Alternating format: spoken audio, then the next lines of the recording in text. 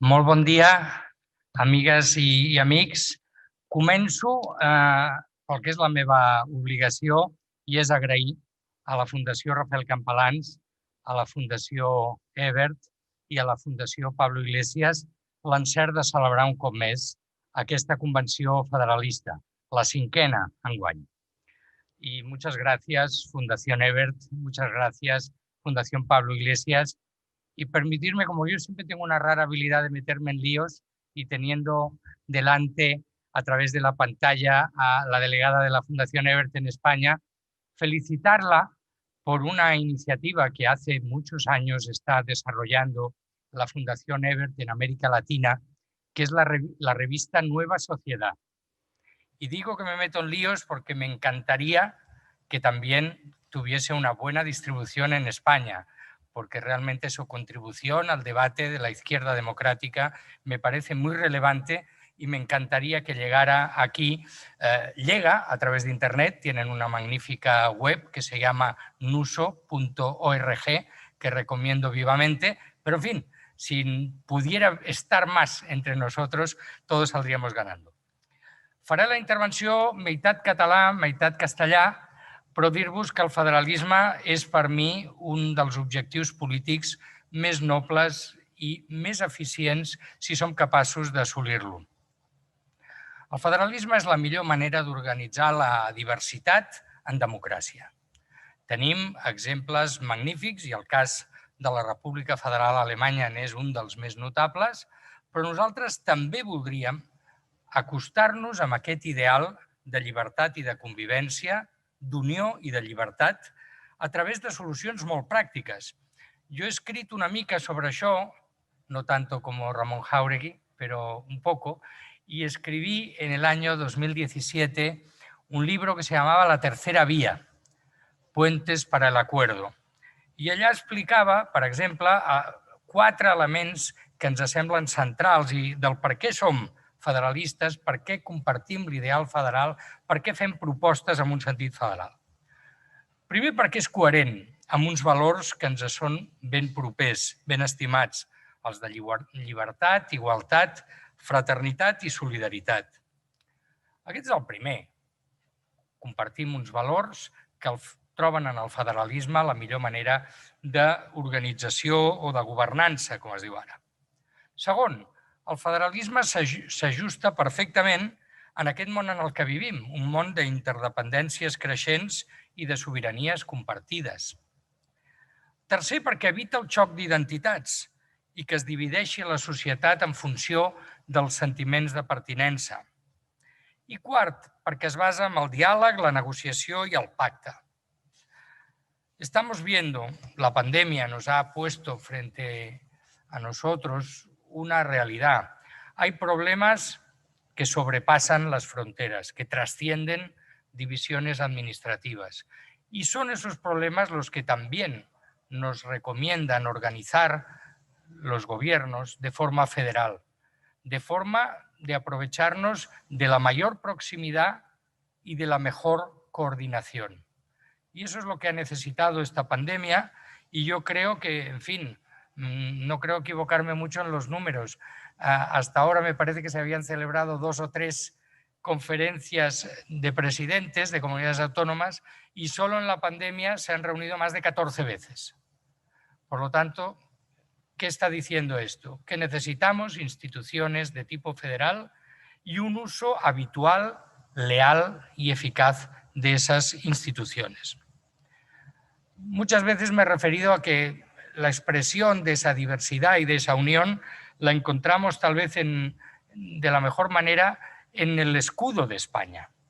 Una unidad en la que conviven identidades, sentimientos, procedencias, historias distintas o orígenes históricos distintos. Yo creo que no solo es la descripción, sino también la pauta por la que tenemos que avanzar. Hacer posible esa unidad con ese respeto a la diversidad. I quiero decirlo, jo soc partidari d'una reforma constitucional en un sentit federal. Siempre me equivoco cuando hablo de esto, yo creo que la Constitución alemana es del 47 y ha sido reformada me dicen que no, igual es otro año, hace mucho, y ha sido reformada más de 30 veces.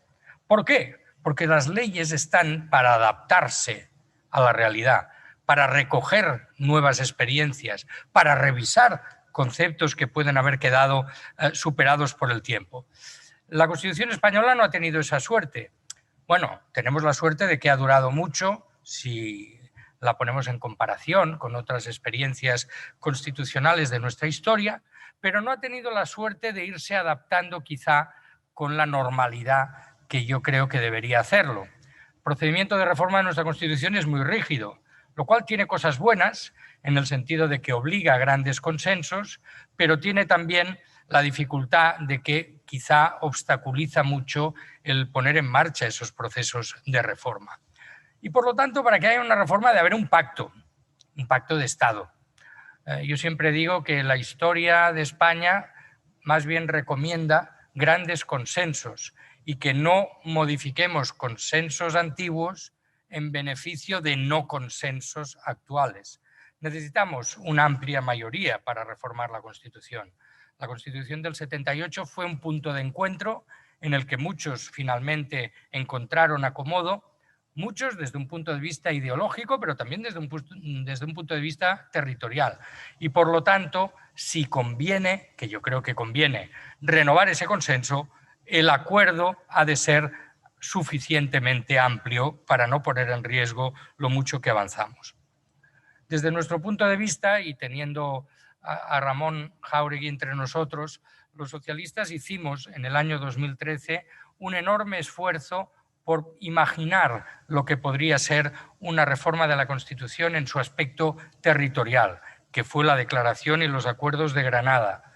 Yo no me canso de recordarlos, porque creo, primero, que ningún otro partido ha hecho ese esfuerzo. Segundo, que el acuerdo al que llegamos, el conjunto de los socialistas españoles, realmente es un acuerdo que sigue en gran medida vigente.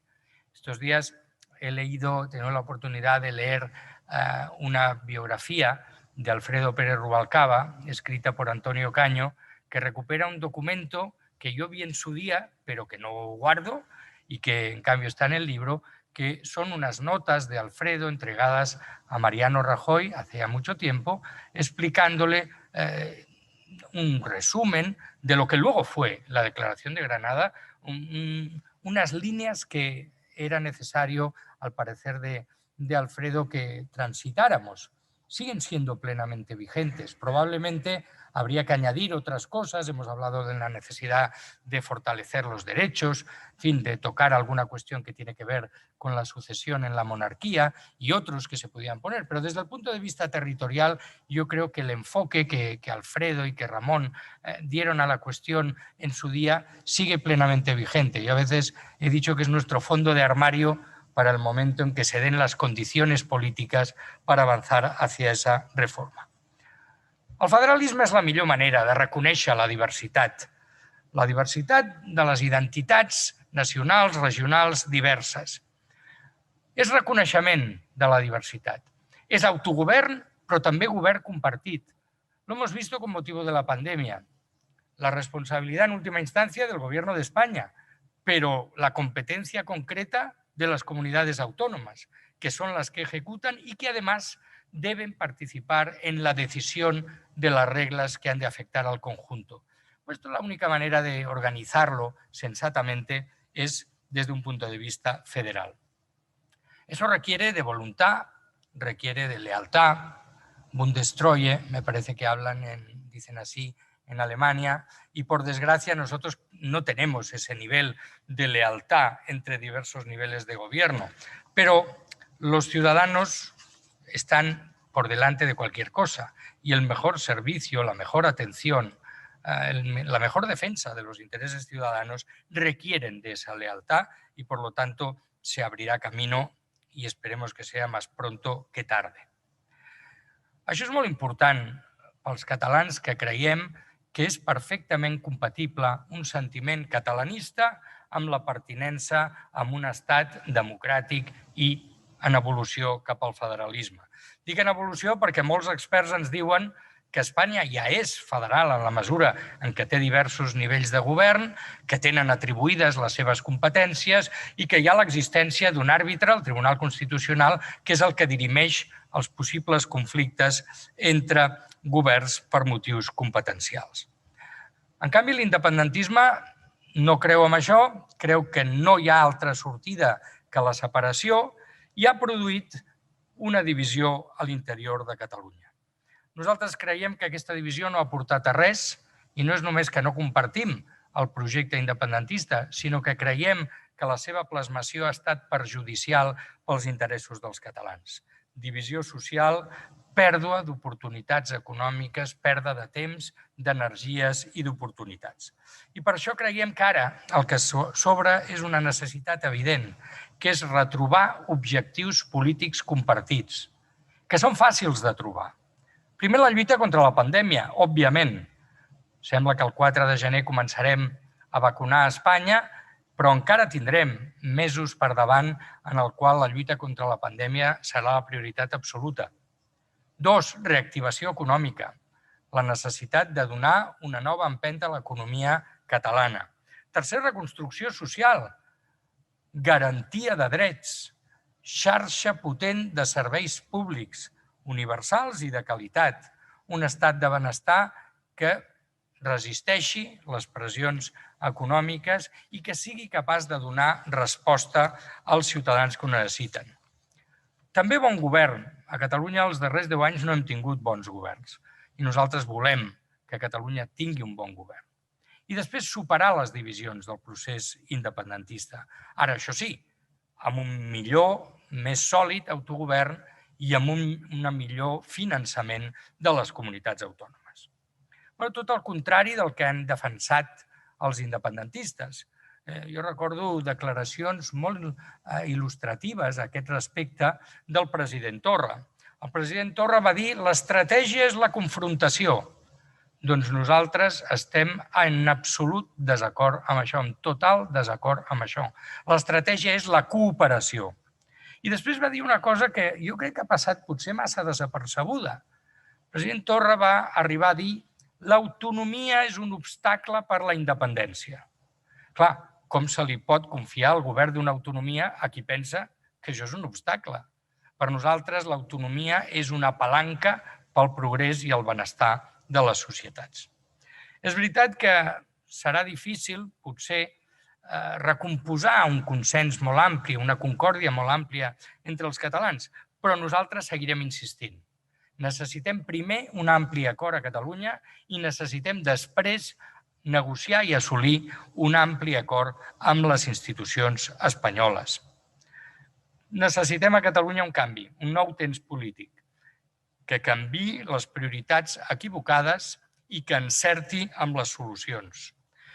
Tenim una oportunitat que ens dona el tenir a Espanya un govern progressista, respectuós de la diversitat i disposat al diàleg, la negociació i el pacte. I nosaltres proposem a la societat catalana que aprofiti aquesta oportunitat. No només amb els pressupostos, que també bons pressupostos generals de l'Estat per l'any 2021, sinó per resoldre problemes que s'han anat enquistant en el temps i abordar efectivament també el finançament de les comunitats autònomes. Fa molts anys, en un article en el que el diari El País em preguntava, fins i tot en el títol, deia ¿es el federalismo cosa de ingenuos? Intentava demostrar que no, que era gairebé, diria, un imperatiu, una necessitat. Jo crec que el pas del temps m'ha refermat en aquesta idea. La pandèmia ens ho ha tornat a posar a l'ordre del dia i que nosaltres el que volem és superar els nacionalismes, que són l'expressió col·lectiva de l'egoisme individual, i també un mur en el que s'amaguen els que tenen por a la diferència. Nosaltres volem ponts pel diàleg, cooperació entre governs, amb la vista posada sempre en el millor servei als ciutadans.